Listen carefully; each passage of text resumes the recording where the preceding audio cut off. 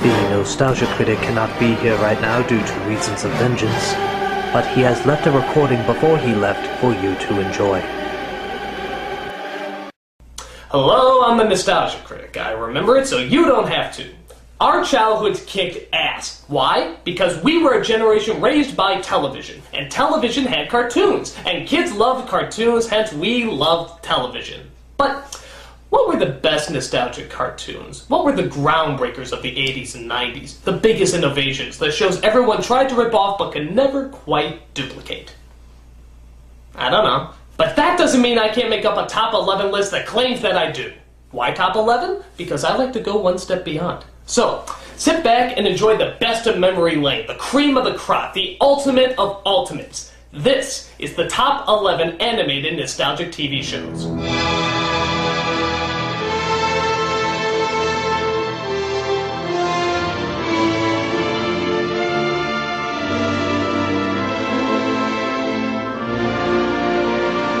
Number 11. Ghostbusters. Even though it was based on a movie, Ghostbusters was a very original, very funny, and sometimes even very scary cartoon show. I always had a theory that kids like being scared more than they let on, so as long as there's a bunch of funny lines and action sequences to go along with it, chances are you'll have a really fun and inventive kid show. It was kind of like being a fireman, except instead of putting out fires, you were chasing ghosts, which is a lot cooler. In every episode you would see a new ghost, and every one of them was well thought out and creatively designed. And of course, the Ghostbusters themselves were incredibly funny, capturing the personalities of the movie to a T. And of course, there's Slimer. I really hated Slimer. But everyone else seemed to like him, so what can you do? Despite the flying snotball, Ghostbusters was a heck of a lot of fun. If there's something strange in the neighborhood, you know who to call.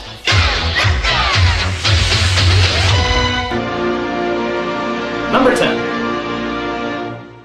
Fox's Peter Pan and the Pirates. You wouldn't think a TV show shown every day about Peter Pan would be anything to get worked up over. But the fact of the matter is, this show was very well put together.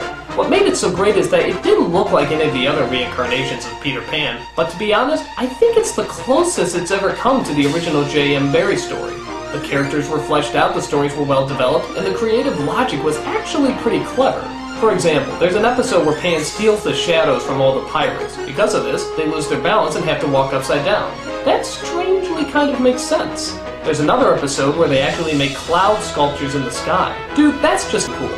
Plus it had Tim Curry as Captain Hook. Seriously, how can you go wrong with that? Disgrace the Jolly Roger today, scum, and I'll lay your bones bare! It's not easy having a good time.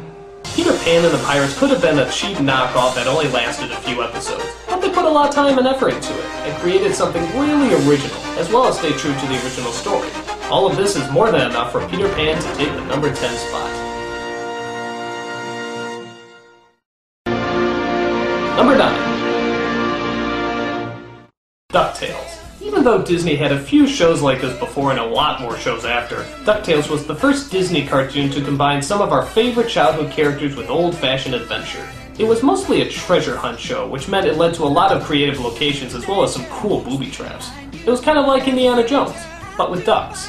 It didn't need any pop cultural references or subtle in-jokes, it just relied on good old-fashioned characters having good old-fashioned adventures. And of course, need we forget the catchiest theme song of all time? It will never leave, it will never leave. Plus, how does Scrooge McDuck dive into all that money without breaking his skull? Hasn't he converted to dollar bills yet? Well, questions like this don't really need answering when you're having oodles of feather-flinging fun. DuckTales. It will never leave. Number 8. Ren and Stimpy. This cartoon was just nuts. The animation was insane, the voices were insane, the stories were insane, and we loved every minute of it. This is pretty much what kids saw when they were on a sugar high. Absolute madness mixed with undiluted energy. It was so chaotic that even the characters didn't always look right. Like here's Stimpy in one scene, and here he is in another. They don't even look like the same species. Or how about some of these weird jokes? I'm so happy! I must go do nice things! Why was the word go in his mouth for a second? Or how about the scene where Ren irons Stimpy's underwear?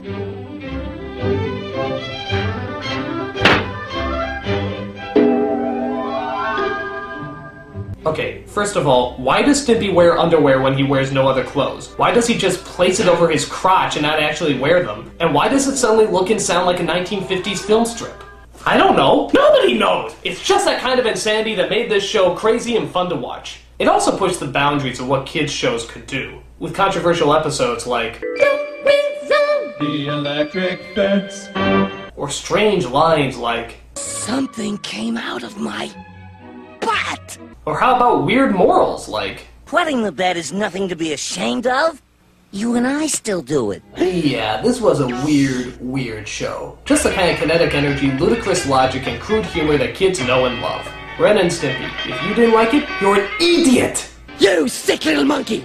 Number 7. G.I. Joe. If Barbie was considered an all-girl phenomenon, then G.I. Joe was definitely the all-boy phenomenon. This show embodied everything that boys wanted to be when they grew up. Action heroes. It had guys with guns, teamwork, kick-ass gear, some huge friggin' vehicles, and professional wrestler Sergeant Slaughter. So we're celebrating by giving away Sergeant Slaughter action figures. Now the show and characters were kind of bland, but let's face it, we didn't watch it for the characters, we watched it for the action. It's like somebody made a show out of the Army games that we were already playing as kids. If someone made a Cowboys and Indians show at that time, my guess is it would do well too. If it had tank. With all its spy work, military command, and action-packed adventure, G.I. Joe knew how to give the bloodthirsty Marine and every little boy exactly what we wanted.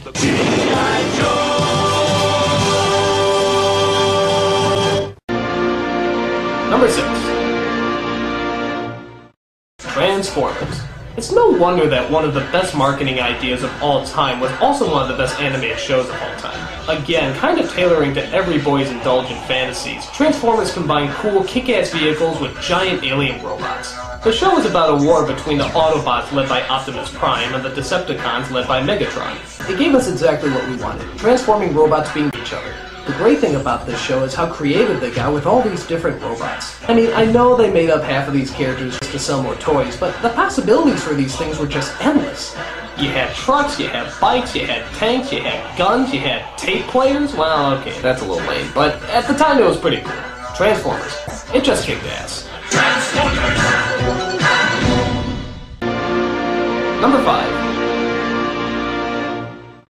The Tick.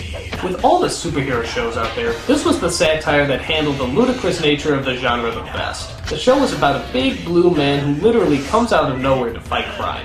Nobody knows who he is or where he came from, including him. All he knows is that he wants to fight crime and shout horrible catchphrases. Evildoers, eat my justice! He has a simple mind and very little intelligence, but luckily his neurotic psychic Arthur is there to keep him in line. It was a great show because it did such a good job mocking what most kids were growing up with at the time. In the show, they didn't have a secret crime-solving lair, they have an apartment that can barely hold 2. The supervillains aren't always rich, misunderstood madmen, sometimes they're just children making death rays in their tree houses. Put the moon back, demon waif! Make me. And the heroes don't always shout good catchphrases, sometimes they just shout Spoon? Okay, well maybe it didn't all make sense, but this strange blend of surreality and reality made the show so enjoyable to watch. Written half the time more for adults as opposed to kids. Granted, the animation wasn't always top-notch, but it made up for it with its great writing and bizarre sense of humor. The Tick. We are a justice sandwich! No toppings necessary! What he said. Number 4. Teenage Mutant Ninja Turtles. Looking back, I realize this is the stupidest idea in the entire world. I mean, just listen to the title. I mean, it doesn't even seem real. It seems like a satire of another idea. But hey, it took the world by storm, me included. Why? Because it had action, big animals, and of course, a great sense of humor. I mean, they had Uncle Phil's the Shredder for crying out loud. I want this city to grovel at my feet now! I want all these freeloading parasites out of here! I think what made this show so popular is that it was combining two things that kids love. Animals and action scenes. Throw in some outdated catchphrases like, Really righteous! and you have a show that's destined to be a hit. I think what really shocks me about this show is that it actually worked twice. I mean, they released the show again recently, and it actually became a hit. So much so that they even made another movie based on it. I don't know who came up with this idea or how. It doesn't matter. This show was a ton of fun, combining everything that kids loved at the time. Teenage Mutant Ninja Turtles. An idea so stupid, it has to be good. Number 3. X-Men. From one set of mutants to another, X-Men was the comic book show that every kid could enjoy. Why? Because it had a million characters to choose from. Unlike superhero shows like Superman or Spider-Man, X-Men had a huge cast of main characters. So if you didn't like one main character, you had another you could watch. And if you didn't like that character, you could watch somebody else. On top of that, it dealt with an issue that a lot of kids know too well: prejudice. Every kid has to go through a little bit of being made fun of, and if you look different or acted different, chances are you probably got a lot of it. And X-Men was all about that. People who are ridiculed and criticized simply because they were born different. It showed us how to live with our gifts, and how not to hide what makes us different, but to embrace them. And of course it had some kick-ass action and supermodels and spandex. That always helps too. X-Men gave us a ton of characters that we won't soon be forgetting.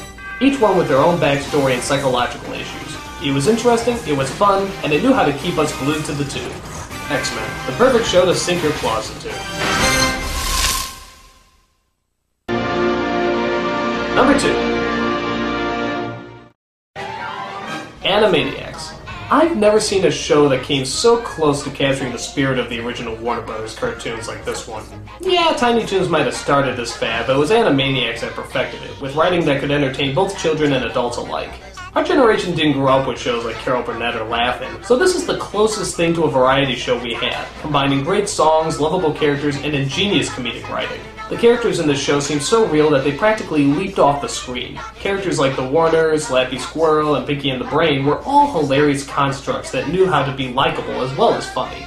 It not only did a good job of making us laugh, but also educated us every once in a while, and actually made it fun. That's really hard to do. Baton Rouge, Louisiana, Indianapolis, I know now forever that Baton Rouge is the capital of Louisiana. The rest I don't know, but it is one of those kids shows that I can still watch as an adult and still totally enjoy. It has an energy and a sophistication that very few other shows have, mostly because producer Steven Spielberg gave a lot of freedom on the show. It was also said that he was present for the majority of the show's production, proving once again that I think he makes a much better producer than he does a director. Private Ryan is overrated! But I digress. Animaniacs was one of those rare shows that allowed a lot of freedom that really paid off. To put it short, it was pure animated gold. And the number 1 animated nostalgic TV show is Batman, the animated series. This is the show that changed everything. It took chances, it took a new look, and it took its audience seriously. At a time when most action cartoons looked like G.I. Joe or X-Men, Batman took a totally different approach with a focus on Art Deco design. It was one of the few shows that had actual orchestra for the music, and it also got voice actors who didn't sound like typical voice actors. They sounded like real people. On top of that, Batman was dark, mixing high-flying action with the psychological drama that the Batman series is infamous for. They didn't always have happy endings, and the bad guys weren't always just bad guys. Sometimes they were ordinary people like you or me, whose lives got destroyed by tragic events. That's not the kind of kids programming most of us are used to. Now that's not to say they didn't have some real baddies either. Characters like the Joker were just as funny and threatening as many of the film renditions. By the way, did you know it's Luke Skywalker playing him? What made Batman so great is that it was its own creation and yet somehow also embodied all the previous incarnations before it. It had the drama from the comic books, the subtleties from the Burton movies, and even a little bit of the camp value from the 60s show and Schumacher films. It seemed like the Batman that combined everything and yet somehow seemed to stand on its own. Its morals were dark, its characters complex, and its endings were not always very cheerful. We took the show seriously because it took us seriously. It never played down to us or lightened the tone because we were kids. It gave us the straight gothic stories that we all know and love. Proof that the legacy of the Dark Knight will always live on. All of this and more is why Batman is the greatest animated nostalgic TV show. I'm the Nostalgia Critic, I remember it so you don't have to.